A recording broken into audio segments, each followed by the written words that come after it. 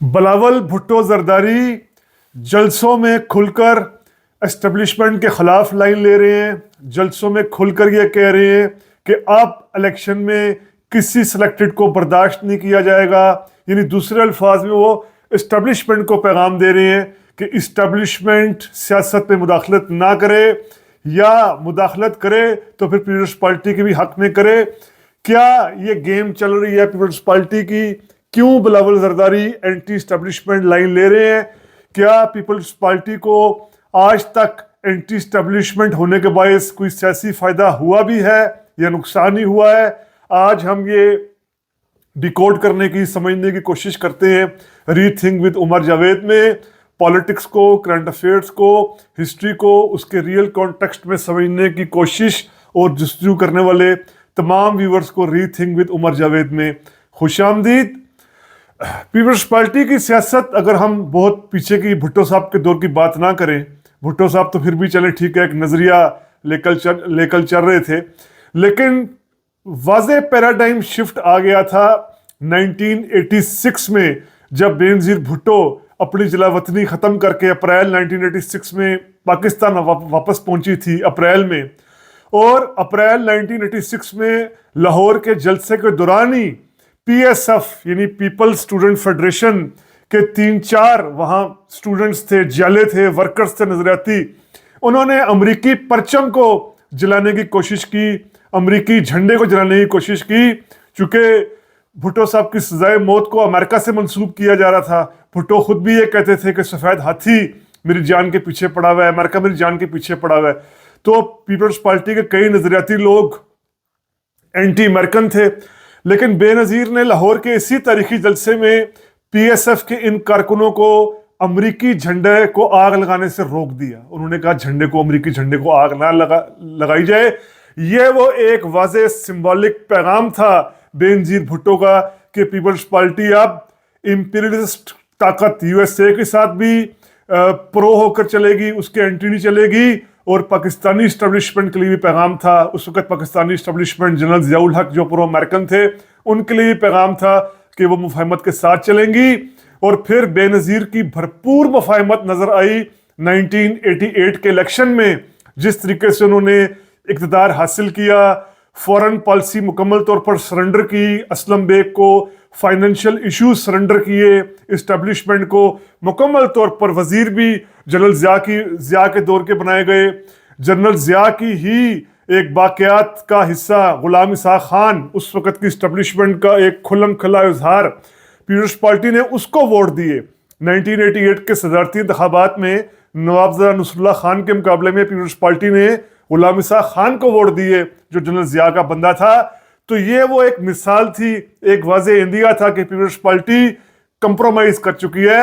اب بے نظیر اگر اس حد تک کمپرومائز کر رہی تھی تو آج بلاول اور زرداری بے نظیر کے آگے کیا بیچتے ہیں، بے نظیر کے سامنے کیا بیچتے ہیں. اسی طرح 1990 میں تو خیر پیپلز پارٹی کو ویسے ہی آؤٹ رکھا گیا. 93 میں بے نظیر اقتدار میں آئی تو اس وقت کے آرمی چیف عبدالوحید کاکڑ کی پوری سپورٹ تھی. یہ عبدالوحید کاکڑ نے پورا فارمولہ لگایا تھا، کاکڑ فارمولہ، کہ نواز شریف بھی اپنے گھر جائیں گے، غلام اسحاق خان بھی اپنے گھر جائیں گے. پھر ہی بے نظیر پرائم منسٹر بن پائی تھی 1993 میں. 1997 کے الیکشن میں آؤٹ رکھا گیا پیپلز پارٹی کو، یعنی جیتنے نہیں دیا گیا، مسلم لیگ نون جیتی. 2002 میں جنرل مشرف نے جب الیکشن کروائے تو پیپلز پارٹی نے اپنا ایک مفاہمتی چہرہ یعنی مخدوم امین فہیم، سندھ کا ایک فیوڈل لارڈ، سندھ کا ایک جاگیردار چہرہ، پیپلز پارٹی پارلیمنٹرین میں آگے کیا مشرف سے بات چیت کے لیے، نہ کہ کوئی نظریاتی، کوئی انقلابی چہرہ رضا ربانی جیسے، یا اور پیپلز پارٹی اس طرح فرت اللہ بابر یا کسی اور چہرے کو آگے کر سکتی تھی. لیکن پیپلز پارٹی نے مشرف کے سامنے بھی ایک مفاہمتی چہرے کو آگے کیا. اور پھر 2007 میں بے نظیر بھٹو جس طرح پاکستان واپس آئیں، وہ پوری داستان آپ پڑھیے جو اس وقت کی امریکن سیکرٹری آف اسٹیٹ تھی کونڈیزا رائس، ان کی کتاب میں پورا مل جاتا ہے کہ کس طرح امریکہ نے پرویز مشرف اور بے نظیر کے درمیان سمجھوتا کروایا، کمپرومائز کروایا، جس کو بعد میں این آر او کا نام دیا گیا. اور امریکی آشیرواد سے مشرف کو دباؤ میں لا کر یہاں بے نظیر بھٹو آئیں. اب یہ اتفاق کی بات کہ دسمبر 2007 میں وہ जा भाग हो गई, उन पर हमला हुआ, दहशतगर्दी का हमला हुआ और बेनजीर भुट्टो इस दुनिया में नहीं रही। उसके बाद 2008 के इलेक्शन में जरदारी मुकम्मल तौर पर मुफाहमत के साथ मुफाहमती होकर उन्होंने इलेक्शन लड़ा। इस हद तक मुफाहमती थे वो कि शायद इतनी इस्टेब्लिशमेंट भी नहीं चाह रही थी मुफाहमत हो, अशफाक परवेज कियानी भी शायद इतनी मुफाहमत ना चाह रहे हो जितनी जरदारी चाह रहे थे। और फिर ये जरदारी और पीपल्स पार्टी के प्राइम मिनिस्टर यूसुफ रजा गिलानी ने एक गलत नज़ीर कायम की सिविल दौर में कि एक आर्मी चीफ को एक्सटेंशन दे दी, यानी उस वक्त जनरल कियानी को, जनरल अशफाक परवेज कियानी को जिस तरीके से पीपल्स पार्टी ने एक्सटेंशन दी वो कंप्रोमाइज था। कंप्रोमाइज से बढ़कर बल्कि एक गलत रवायत शुरू हो गई एक्सटेंशन देने की। 2013 में जरदारी सदर थे, इलेक्शंस में कोशिश की, पीपल्स पार्टी ने मुफाहमत की, लेकिन चूंकि तब डंका नवाज शरीफ का चल रहा था, नवाज शरीफ की पॉपुलरिटी ज़्यादा थी, पीपल्स पार्टी की बहुत नाअहल हुकूमत साबित हुई 2008 से 13 तक, एक मईशत को लेकर, ख़ास तौर पर लोड शेडिंग जैसे इशू को लेकर, दहशतगर्दी जैसे इशूज़ को लेकर। तो 2013 में नून लीग आई, जरदारी बाद में इल्ज़ाम धरते रह गए कि ये रिटर्निंग अफसर्स का करवाया हुआ धांधली ज़्यादा इलेक्शन था, लेकिन इस बात को संजीदा नहीं लिया गया। इसी तरह 2018 में अगर आप देखें तो जरदारी ने पूरी गेम खेली इस्टेब्लिशमेंट की। जनवरी 2018 में बलूचिस्तान में जिस तरीके से सनाउल्लाह ज़हरी की हुकूमत को गिराया गया, इस्टेब्लिशमेंट के इशारे पर जरदारी उसमें आगे थे। जरदारी ने क्रेडिट लिया था कि उन्होंने किस तरह नून लीग की हुकूमत को टॉपल करवाया है।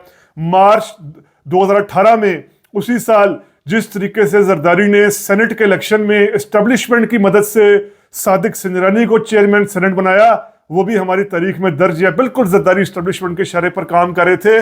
और फिर इलेक्शंस में पीपल्स पार्टी को सिंध दिया गया, पीपल्स पार्टी को सिंध मिला। हालांकि जिस तरह इस्टेब्लिशमेंट ने पंजाब में नून लीग जो सरती पार्टी थी उसका अगर रास्ता इस्टेब्लिशमेंट रोक सकती थी, तो अंदरून सिंध में भी पीपल्स पार्टी का रास्ता रोकना कोई मुश्किल काम नहीं था। जाम सादिक अली फार्मूला लाना, लियाकत जतोई जैसा कोई चेहरा ले आना, अली मोहम्मद मैर जैसा कोई चीफ मिनिस्टर ले आना, कोई इशू नहीं था इस्टेब्लिशमेंट के लिए। लेकिन इस्टेब्लिशमेंट ने पीपल्स पार्टी को सिला दिया सिंध में वजारत आला देकर, हुकूमत देकर उन हालात में भी।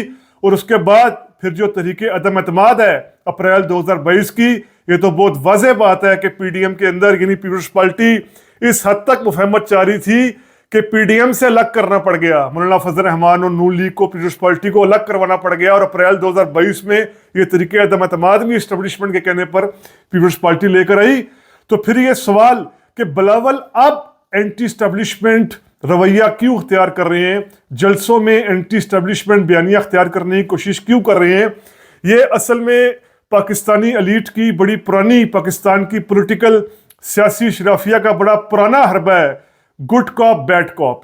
यानी एक ही खानदान के अंदर से एक फर्द ये साबित करता है कि वो एंटी स्टैब्लिशमेंट है, दूसरा ये साबित करता है प्रो स्टैब्लिशमेंट है। इसकी हालिया मिसाल आप देखें मियाँ फैमिली के अंदर से।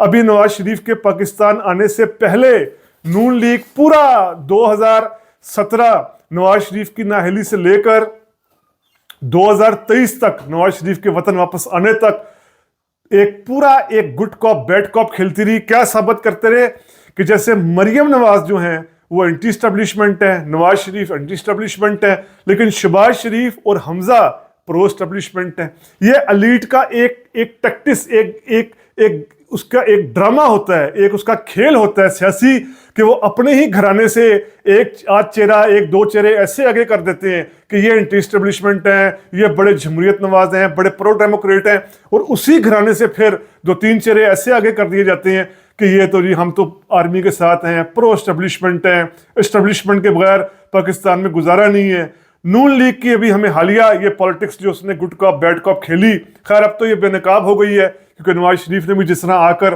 मुफाहमत की इंतहा कर दी है, तो ये खेल तो अब अवाम पर वाजे हो गया है। तो अब ये खेल पीपल्स पार्टी खेलना चाह रही है।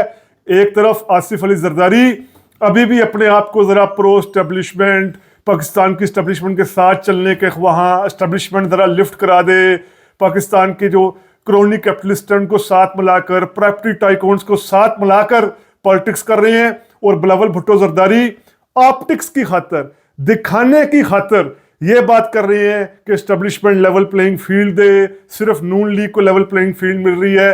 ये असल में बिलावल भुट्टो एस्टेब्लिशमेंट से बारगेन करने के लिए सब कुछ कर रहे हैं। जरदारी ने बिलावल भुट्टो को बारगेनिंग चिप के तौर पर अभी वो यूज कर रहे हैं बिलावल भुट्टो को, कि वो एस्टेब्लिशमेंट के खिलाफ ये बातें करें और एस्टेब्लिशमेंट को मजबूर करें कि मुस्लिम लीग नून की तरह पीपल्स पार्टी को भी ज्यादा से ज्यादा लेवल प्लेइंग फील्ड दी जाए, और कुछ नहीं तो पीपल्स पार्टी की कम से कम जो ये उसको अदम तहफ़्फ़ुज़ है कि शायद इस दफ़ा सिंध भी उनके हाथ से ना निकल जाए, ये तहफ़्फ़ुज़ फराहम करे एस्टेब्लिशमेंट कि नहीं, सिंध पीपल्स पार्टी के साथ रहेगा।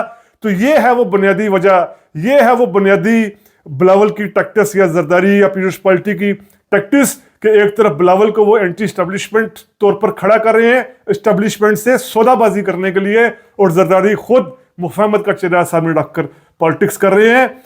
तो ये है वो सियासत, ये है वो हमारी पॉलिटिकल एलीट की गेम्स। पॉलिटिकल एलीट जिस तरह की सियासी खेलें खेलती है, पीपल्स पार्टी भी उस तरह की खेल खेल रही है। तो बिलावल की ये रिटोरिक्स है, ज़ुबानी कलामी बातें हैं सिर्फ एस्टेब्लिशमेंट के खिलाफ, वरना जैसे मैंने आपको हिस्टोरिकल रेफरेंसेस देकर बताया कि बेनज़ीर भी एस्टेब्लिशमेंट से कॉम्प्रोमाइज़ कर चुकी थी, तो उनके आगे बिलावल और जरदारी क्या बेचते हैं। तो उम्मीद करता हूँ आपको ये वीलॉग पसंद आया होगा। अगर पसंद आया है तो काइंडली सब्सक्राइब कीजिए रीथिंक विद उमर जावेद को। बहुत शुक्रिया।